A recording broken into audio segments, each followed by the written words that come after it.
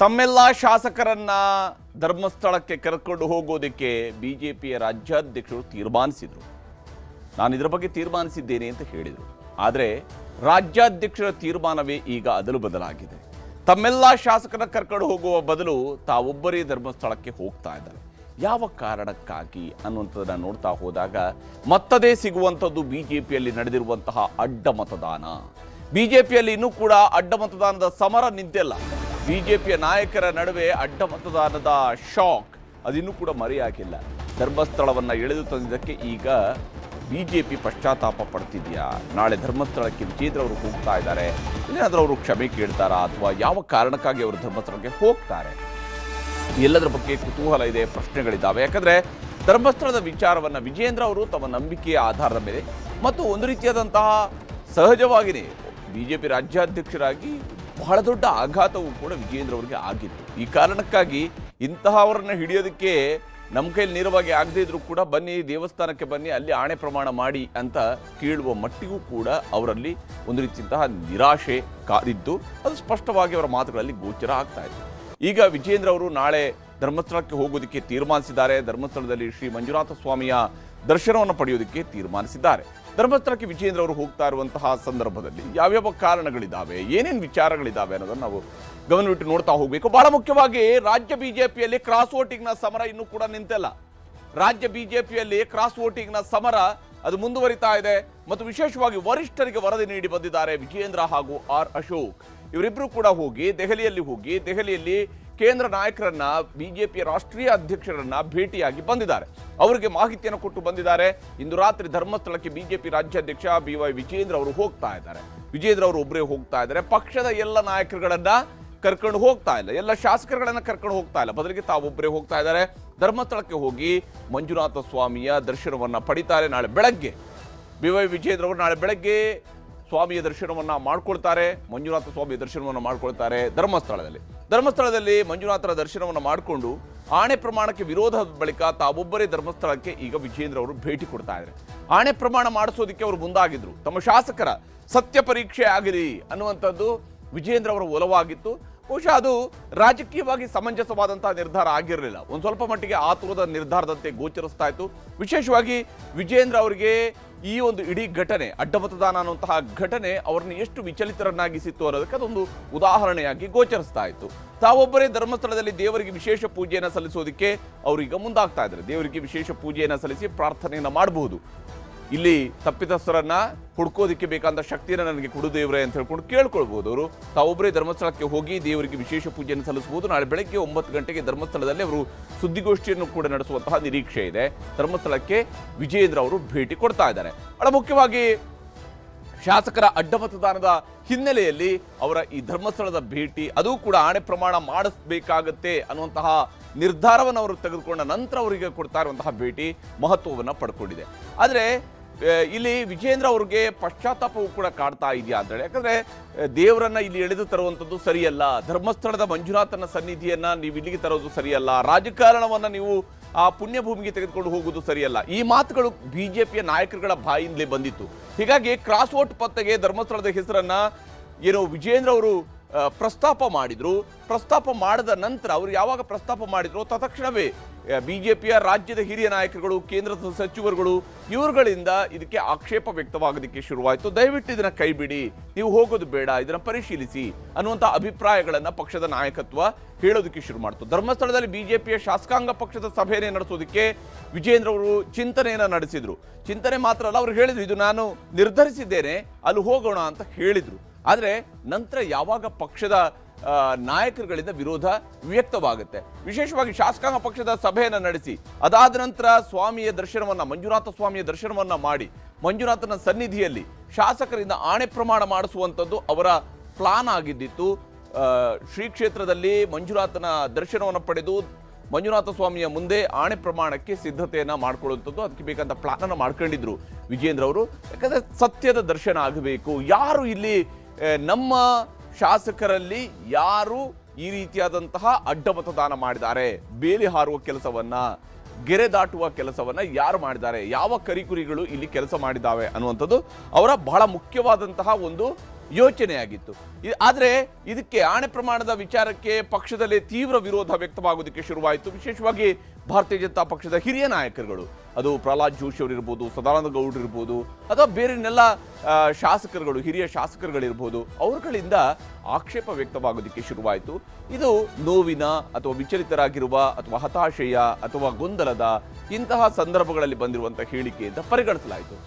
BJP ಹಿರಿಯ ನಾಯಕರು ಮತ್ತು ಶಾಸಕರು ಈ ವಿಚಾರದಲ್ಲಿ ಬೇಸರವನ್ನ ವ್ಯಕ್ತಪಡಿಸಿದರು. ಶಾಸಕರಿಗೆ ಒಂದು ರೀತಿಯಂತ ಇಬ್ಬಗೆ ಇತ್ತು. ಇಲ್ಲಿ ನೇರವಾಗಿ ವಿರೋಧ ವ್ಯಕ್ತಪಡಿಸಿದ್ರೆ ಎಲ್ಲಿ ನನ್ನ ಮೇಲೇ ಅನುಮಾನ ಪಡ್ತಾರೋ ಅಂತ ಹೇಳ್ಕೊಂಡು ಕೆಲವು ಶಾಸಕರು ಇಲ್ಲ ನಡಿ ಹೋಗೋಣ, ನಾವು ರೆಡಿ ಇದ್ದೀವಿ ಅನ್ನುವ ಮಾತುಗಳನ್ನು ಕೂಡ ಹೇಳ್ತಾ ಇದ್ರು. ಹಾಗಿದ್ರು ಪಕ್ಷದ ಹಿರಿಯರ ವಿರೋಧ ಬಹಳ ಪ್ರಮುಖವಾಗಿ ಕೆಲಸ ಮಾಡ್ತಿಲ್ಲಿ. ಧರ್ಮಸ್ಥಳದ ಹೆಸರನ್ನ ಎಳೆದು ತಂದಿದ್ದಕ್ಕೆ ಅಸಮಾಧಾನವೂ ಕೂಡ ವ್ಯಕ್ತವಾಗಿತ್ತು. ಕೆಲವು ನಾಯಕರುಗಳು ಹೇಳಿದ್ರು, ಈ ರೀತಿಯಾಗಿ ಧರ್ಮಸ್ಥಳದ ವಿಚಾರವನ್ನು ಎಳೆತರೋದು ಸರಿಯಲ್ಲ, ಇದು ಬೇಕಿಲ್ಲ. ನಮ್ಮ ಕೊಳಕು ರಾಜಕಾರಣವನ್ನ ಧರ್ಮಸ್ಥಳದ ಮಂಜುನಾಥ ಸ್ವಾಮಿಯ ಮೆಟ್ಟಿಲುಗಳ ಮೇಲೆ ಇಡುವುದು ಸರಿಯಲ್ಲ. ಅಲ್ಲಿ ನಮ್ಗೆ ಇದಕ್ಕೊಂದು ಇತ್ಯರ್ಥ ಕೊಡುವುದೇವ್ರೆ ಅಂತ ಕೇಳಬೇಕಾದಂಥದ್ದು ಸರಿಯಲ್ಲ. ಈ ಅಭಿಪ್ರಾಯ ಭಾರತೀಯ ಜನತಾ ಪಕ್ಷದ ನಾಯಕರುಗಳಿಂದ ವ್ಯಕ್ತವಾಗಿತ್ತು. ಹೈಕಮಾಂಡ್ ಮಟ್ಟದಲ್ಲೂ ಆಣೆ ಪ್ರಮಾಣಕ್ಕೆ ವಿರೋಧ ವ್ಯಕ್ತವಾಗಿತ್ತು. ಯಾವುದೇ ಕಾರಣಕ್ಕೂ ಈ ವಿಚಾರಗಳನ್ನು ನೀವು ದೇವಸ್ಥಾನಕ್ಕೆ ತೆಗೆದುಕೊಂಡು ಹೋಗೋದು ಬೇಡ ಅನ್ನುವಂಥ ಅಭಿಪ್ರಾಯ ಪಕ್ಷದ ಮಟ್ಟದಲ್ಲೂ ಕೂಡ ವ್ಯಕ್ತವಾಗಿತ್ತು. ಇದಾದ ನಂತರ ವಿಜೇಂದ್ರ ಅವರು ತಮ್ಮ ಪ್ಲಾನ್ ಅನ್ನ ಕೈಬಿಟ್ಟರು. ಈಗ ವಿಜೇಂದ್ರ ಅವರು ಧರ್ಮಸ್ಥಳಕ್ಕೆ ಭೇಟಿ ನೀಡ್ತಾ ಇರುವಂಥದ್ದು ವಿಶೇಷವಾಗಿದೆ. ಅವರೇನಾದರೂ ತಮ್ಮ ಪಶ್ಚಾತ್ತಾಪದ ಭಾಗವಾಗಿ ಸ್ವಾಮಿಯ ದರ್ಶನವನ್ನ ಮಾಡ್ತಾ ಇದ್ದಾರಾ, ಆ ಮೂಲಕ ನಾನು ಹೇಳಿದಂತಹ ಉದ್ದೇಶಗಳು ಹಿಂಗಿದ್ವು ಅನ್ನುವಂಥದ್ದನ್ನ ದೇವರ ಮುಂದೆ ಅವರು ಪ್ರಾರ್ಥನೆ ಸಲ್ಲಿಸಿ ಬರ್ತಾರಾ ನೋಡಬೇಕಾಗಿದೆ. ಯಾಕಂದ್ರೆ ಅಂತಿಮವಾಗಿ ಅವರವರ ನಂಬಿಕೆ, ಆ ನಂಬಿಕೆ ಆಧಾರದ ಮೇಲೆ ಅವರವರು ನಿರ್ಧಾರಗಳನ್ನು ಕೈಗೊಳ್ತಾರೆ.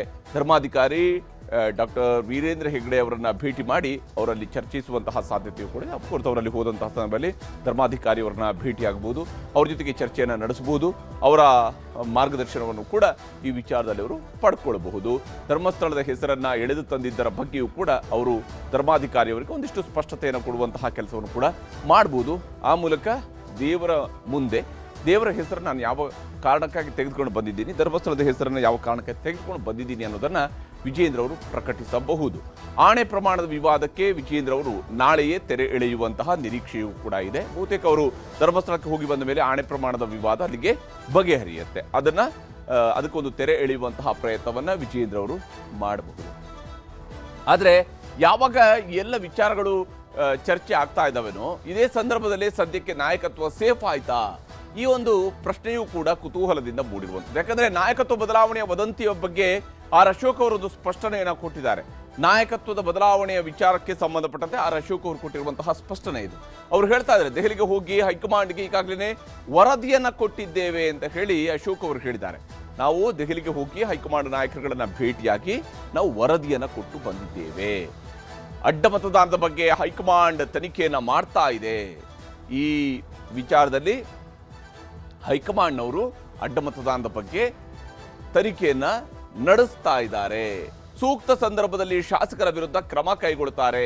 ಯಾರು ಅಡ್ಡ ಮತದಾನ ಮಾಡಿದಾರೋ, ಯಾರು ಇಲ್ಲಿ ಪಕ್ಷದ ಗಡಿಯನ್ನ ದಾಟುವ ಕೆಲಸವನ್ನ ಮಾಡಿದಾರೋ ಅಂಥವರ ವಿರುದ್ಧ ಪಕ್ಷ ತೀರ್ಮಾನವನ್ನು ಕೈಗೊಳ್ಳುತ್ತೆ, ಕ್ರಮವನ್ನು ಕೈಗೊಳ್ಳುತ್ತೆ ಅನ್ನುವಂಥದ್ದನ್ನ ಅಶೋಕ್ ಅವರು ಹೇಳ್ತಾ ಇದ್ದಾರೆ. ಅಷ್ಟೇ ಅಲ್ಲದೆ ಸದ್ಯಕ್ಕೆ ನಾಯಕತ್ವ ಬದಲಾವಣೆ ಎಲ್ಲ ಭ್ರಮೆ ಅಷ್ಟೇ, ನಾಯಕತ್ವ ಬದಲಾವಣೆ ಅನ್ನೋದು ಭ್ರಮೆ ಅಷ್ಟೇ ಅಂತ ಹೇಳಿ ಅಷ್ಟರ ಮಟ್ಟಿಗೆ ತಮ್ಮ ಕುರ್ಚಿ ಸೇಫ್ ಆಗಿದೆ ಅನ್ನೋದನ್ನ ಆರ್ ಅಶೋಕ್ ಅವರು ಬಿಂಬಿಸುವ ಪ್ರಯತ್ನ ಮಾಡ್ತಾ ಇದ್ದಾರೆ. ವಿಜೇಂದ್ರ ಧರ್ಮಸ್ಥಳ ಪ್ರವಾಸ ಅವರ ವೈಯಕ್ತಿಕ ಅಂತ ಹೇಳಿ ಅಶೋಕ್ ಅವರು ಸ್ಪಷ್ಟನೆಯನ್ನು ಕೊಟ್ಟಿದ್ದಾರೆ. ಅದೇನಿದ್ರು ಕೂಡ ಅವರ ವೈಯಕ್ತಿಕ, ಆಲ್ರೆಡಿ ನಾವು ಆ ವಿಚಾರವನ್ನ ಕೈ ಬಿಟ್ಟಿದ್ದೀವಿ ಅನ್ನುವಂತಹ ತೀರ್ಮಾನಕ್ಕೆ ಬಂದಿದ್ದಾರೆ. ಅಶೋಕ್ ಅವರ ಮಾತುಗಳನ್ನು ನಿಮಗೆ ತೋರಿಸ್ತೀನಿ. ಬದಲಾಗಬಹುದು, ವಿಪಕ್ಷ ನಾಯಕರು ಬದಲಾಗಬಹುದು ಅನ್ನೋ ನೇರವಾಗಿ ಒಂದಷ್ಟು ಚರ್ಚೆಗಳಾಗ್ತಾ ಇದೆ. ಸತ್ಯನ ಹೇಗೆ? ಅದು ನಿಮ್ಮ ಭ್ರಮೆ ಅಷ್ಟೇ. ಭ್ರಮೆಗೆಲ್ಲ ನಾನು ಉತ್ತರ ಕೊಡಲ್ಲ. ದೆಹಲಿಯಲ್ಲಿ ನಾವು ಹೋಗಿ ಭೇಟಿ ಮಾಡಿ ಅವ್ರಿಗೆ ವಿಸ್ತೃತವಾಗಿ ನಮಗಿಂತ ಅವರು ಜಾಸ್ತಿ ಮಾಹಿತಿಗಳನ್ನು ತರಿಸ್ಕೊಂಡಿದ್ದಾರೆ. ಯಾವ ಸಮಯದಲ್ಲಿ ಕ್ರಮ ತೆಗೆದುಕೊಳ್ಬೇಕು ಅದ್ರ ಮೇಲೆ ಕ್ರಮ ತೆಗೆದುಕೊಳ್ತೀರಿ. ಈ ಥರ ಮಾಡಿದಂಥ ವ್ಯಕ್ತಿಗಳನ್ನು ಯಾವುದೇ ಕಾರಣಕ್ಕೂ ಸುಮ್ಮನೆ ಬಿಡಲ್ಲ ಅಂತ ಹೇಳಿದ್ದಾರೆ. ಯಾವ ಸಮಯ ಏನು ಅನ್ನೋದನ್ನು ನಿಗದಿ ಮಾಡಿಲ್ಲ. ಧರ್ಮಸ್ಥಳ ವಿಚಾರ ಇಲ್ಲ, ಏನೇ ಇದ್ರೂ ಕೂಡ ಪಾರ್ಟಿ ಈಗ ಎಸ್ ಟಿ ಸೋಮಶೇಖರ್ ಅವ್ರ ಬಗ್ಗೆ ಏನು ಕ್ರಮ, ಅವರು ಪಾರ್ಟಿ ವಿರುದ್ಧ ಚಟುವಟಿಕೆ ಮಾಡಿದಾಗ ಏನು ಕ್ರಮ ಹಂಗೆ ಆಯಿತು, ಅದೇ ಥರ ಇದನ್ನು ಕ್ರಮ ಹಾಗೆ ಆಗುತ್ತೆ. ಅದಕ್ಕೇನು ಹೊಸ ಆಯಾಮ ಏನಿಲ್ಲ. ರಾಜ್ಯಾಧ್ಯಕ್ಷರು ಹೋಗ್ತಾ ಇದ್ರಲ್ಲ ಸರ್, ಏನಕ್ಕೆ ಅಂತ ಗೊತ್ತಿಲ್ಲ ನನಗೆ. ಇಲ್ಲ, ಅದೇ ಆ ಥರದ್ದು ಯಾವುದಿಲ್ಲ, ವೈಯಕ್ತಿಕ ಅದು. ಹೀಗೆ ಆರ್ ಅಶೋಕ್ ಅವರು ಇಲ್ಲಿ ಧರ್ಮಸ್ಥಳಕ್ಕೆ ಹೋಗ್ತಾ ಇರೋದು ವೈಯಕ್ತಿಕ ಅನ್ನುವಂಥ ಮಾತುಗಳನ್ನು ಹೇಳ್ತಾರೆ. ಆದರೆ ಇದರ ನಡುವೆ STS ಶೋಭಾ ಕರಂದ್ಲಾಜೆಯವರ ವಿರುದ್ಧ ಬಾಂಬ್ ಸಿಡಿಸುವಂಥ ಕೆಲಸವನ್ನು ಮಾಡಿದ್ದಾರೆ. ಕೇಂದ್ರ ಸಚಿವೆ ಶೋಭಾ ಕರಂದ್ಲಾಜೆಯವರ ವಿರುದ್ಧ ಟಿ ಸೋಮಶೇಖರ್ ಅವರು ಕಿಡಿಕಾರಿದ್ದಾರೆ. ಒಂದು ಕಾಲದಲ್ಲಿ ಸೋಮಶೇಖರ್ ಅವರನ್ನ 2008ರ ಚುನಾವಣೆಯಲ್ಲಿ ಸೋಲಿಸಿದಂಥವರು ಶೋಭಾ ಕರಂದ್ಲಾಜೆ ವಿಧಾನಸಭಾ ಚುನಾವಣೆಯಲ್ಲಿ ಯಶವಂತಪುರ ಕ್ಷೇತ್ರದಲ್ಲಿ. ರಾಜಕೀಯದ ಜಿದ್ದಾಜಿದ್ದಿ ಇವರಿಬ್ಬರ ನಡುವೆ ಇದ್ದೇ ಇದೆ. ನಂತರ ಟಿ ಸೋಮಶೇಖರ್ ಒಂದು ಪ್ರಮುಖ ಘಟ್ಟದಲ್ಲಿ ಭಾರತೀಯ ಜನತಾ ಪಕ್ಷವನ್ನು ಸೇರಿದರು. ಕಳೆದ ಚುನಾವಣೆಯಲ್ಲಿ ಕೂಡ ಭಾರತೀಯ ಜನತಾ ಪಕ್ಷದಿಂದ ಸ್ಪರ್ಧಿಸಿ ಗೆದ್ದರು. ಅದಾದ ನಂತರ ಶೋಭಾ ಕರಂದ್ಲಾಜೆ ಅವರಲ್ಲಿ ಲೋಕಸಭಾ ಚುನಾವಣೆಗೆ ಸ್ಪರ್ಧಿಸಿದಾಗ ಸೋಮಶೇಖರ್ ಅವರ ಕಡೆಯಿಂದ ಯಾವುದೇ ಸಹಕಾರ ಅವರಿಗೆ ಸಿಕ್ಕಿರಲಿಲ್ಲ. ಬಿಜೆಪಿಯವರ ಆಂತರಿಕ ಬೆಳವಣಿಗೆಗೆ ಶೋಭಾ ಕರಂದ್ಲಾಜೆ ಕಾರಣ ಅನ್ನುವಂಥದ್ದನ್ನ ಸೋಮಶೇಖರ್ ಅವರಿಗೆ ಹೇಳ್ತಿದ್ದಾರೆ. ಅವರೀಗ ಬಿಜೆಪಿಯ ಉಚ್ಚಾಟಿತ ಶಾಸಕರು ಹೇಳ್ತಾ ಇದ್ದಾರೆ, ಶೋಭಾ ಕರಂದ್ಲಾಜೆಗೆ ವಿಜೇಂದ್ರ ಅವರನ್ನ ಕಂಡ್ರೆ ಅಸೂಯೆ ಇದೆ ಅನ್ನುವಂತಹ ಮಾತುಗಳನ್ನು ಹೇಳ್ತಾರೆ. ವಿಜೇಂದ್ರ ಅವ್ರನ್ನ ಕಂಡ್ರೆ ಶೋಭಾ ಕರಂದ್ಲಾಜೆ ಅವರಿಗೆ ಅಸೂಯೆ ಇದೆ. ಯಾವಾಗ ಸೋಮಶೇಖರ್ ಅವರಿಗೆ ವಿಜೇಂದ್ರ ಬಗ್ಗೆ ಪ್ರೀತಿ ಉಕ್ಕಿತೋ ಗೊತ್ತಿಲ್ಲ. ವಿಜೇಂದ್ರ ಅಧ್ಯಕ್ಷ ಆಗಿರುವುದನ್ನು ಸಹಿಸೋಕೆ ಆಗ್ತಾ ಇಲ್ಲ. ಶೋಭಾ ಕರಂದ್ಲಾಜೆ ಅವರಿಗೆ ವಿಜೇಂದ್ರ ಅವರು ಬಿಜೆಪಿ ರಾಜ್ಯಾಧ್ಯಕ್ಷ ಆಗಿರೋದನ್ನ ಸಹಿಸೋಕೆ ಆಗ್ತಾ ಇಲ್ಲ ಅಂತೇಳಿ ಸೋಮಶೇಖರ್ ಅವರು ಹೇಳ್ತಾ ಇದ್ದಾರೆ. ಅಷ್ಟೇ ಅಲ್ಲದೆ ಅಶೋಕ್ ಅವರು ವಿಪಕ್ಷ ನಾಯಕ ಆಗಿರೋದಕ್ಕೂ ಕೂಡ ಶೋಭಾ ಅವರು ಅಸೂಯೆಯನ್ನ ಹೊಂದಿದ್ದಾರೆ. ಯಾಕಂದ್ರೆ ಇವರೆಲ್ಲರೂ ಕೂಡ ಅಶೋಕ್ ಅವರು ಶೋಭಾ ಅವರಿಗೆ ಕಂಪೇರ್ ಮಾಡಿದರೆ ಹಿರಿಯರು, ಆದರೆ ರಾಜಕೀಯವಾಗಿ ನೋಡ್ತಾ ಹೋದಾಗ ಜೊತೆಗೇನೆ ಮಂತ್ರಿಗಳಾಗಿ ಬಂದರು. ನಂತರ ಒಂದು ರೀತಿಯಾದಂಥ ಪ್ರತಿಸ್ಪರ್ಧಿಯ ಸ್ವರೂಪ ಇವರಲ್ಲಿ ಇದ್ದೇ ಇದೆ, ರಾಜಕೀಯವಾಗಿ ಇದ್ದೇ ಇದೆ, ಇಲ್ಲ ಅಂತೇಳಿ ಅಲ್ಲ. ಆದರೆ ಅಶೋಕ್ ಅವ್ರನ್ನ ವಿಪಕ್ಷ ನಾಯಕ ಆಗಿರೋದು ಕೂಡ ಅಸೂಯೆ ಇದೆ.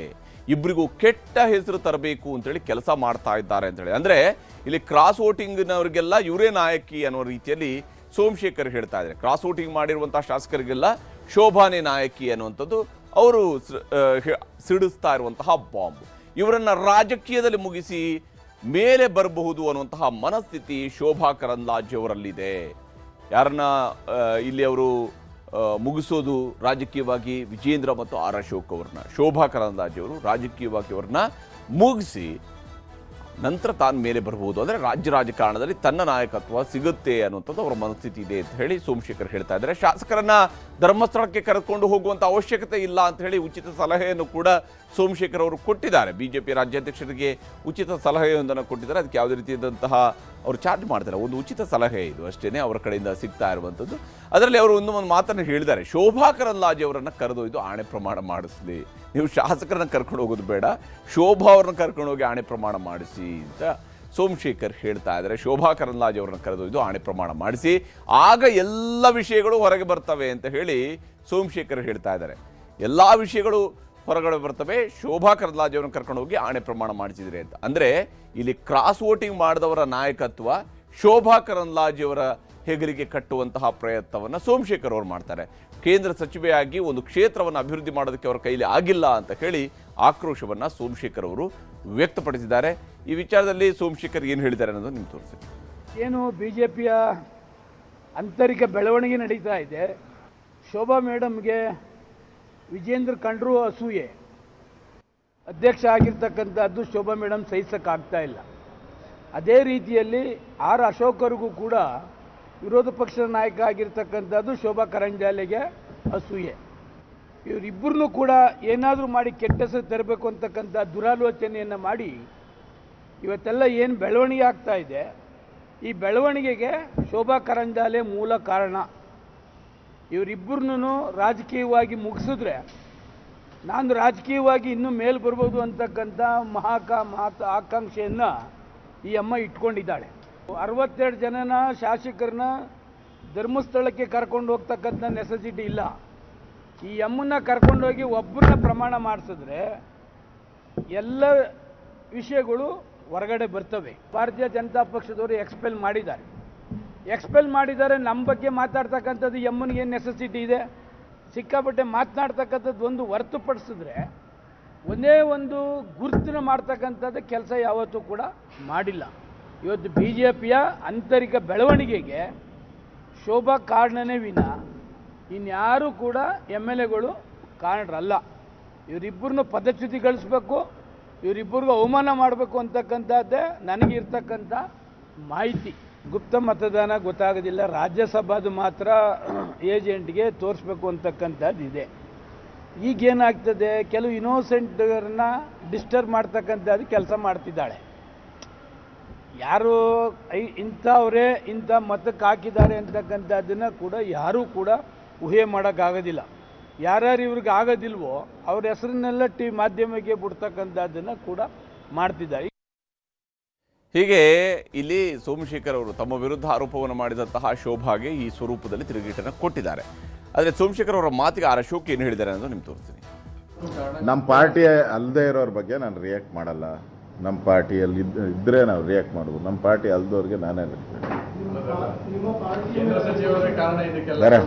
ಶೋಭಾ ಅವ್ರು ನಮ್ಮ ಕೇಂದ್ರದ ನಾಯಕರು, ಅವ್ರು ಏನು ಹೇಳಿದಾರೋ ಅದು ಕರೆಕ್ಟ್ ಇರ್ತದೆ. ಹೀಗೆ ಇಲ್ಲಿ ಒಂದಲ್ಲ ಒಂದು ಆರೋಪ ಪ್ರತ್ಯಾರೋಪಗಳು ಮುಂದುವರೆದಿದ್ದಾವೆ ಅಡ್ಡ ಮತದಾನದ ವಿಚಾರದಲ್ಲಿ. ಆದರೆ ಕುತೂಹಲ ಇರುವಂಥದ್ದು ವಿಜೇಂದ್ರ ಅವರು ಧರ್ಮಸ್ಥಳಕ್ಕೆ ಹೋಗಿ ಏನು ಮಾಡ್ತಾರೆ, ಈ ಕುತೂಹಲ ಇದೆ ನಾಳೆ ತನಕ ನೋಡಬೇಕು.